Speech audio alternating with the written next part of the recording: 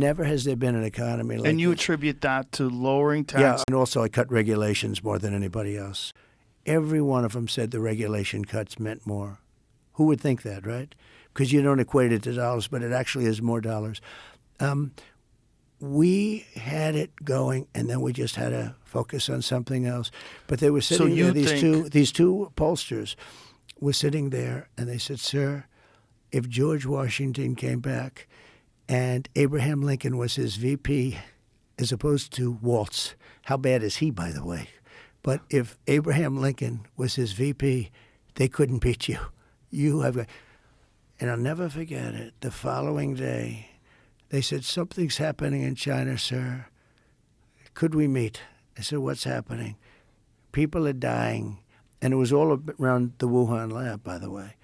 There are pictures with little lines, they're body bags, all around the Wuhan lab. And I always said that from the beginning, Joe. It was, they tried to say, first they said it was France, and they blamed everybody. Right. But then they say it was bats from a cave 2,000 miles away.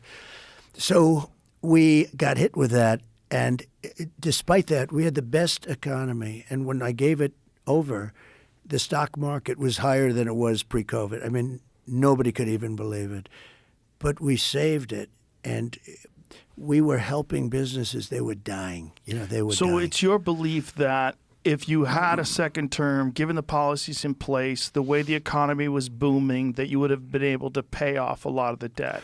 And that was the strategy. If we didn't have COVID, we would have been paying off debt, and we would have had, and don't forget, by growth, the word growth is actually more important in a way, because you could have the same debt, but if you doubled your growth, all of a sudden you're under-levered. But still, we should pay off debt. If you viewed this $35 trillion right now, it's a lot. But if you look at the asset value, if you looked at it purely as an asset value, we have oil underground, we have water, we have mountains, the assets are so enormous. But regardless of that, we've got $35 trillion in debt. We should pay it off.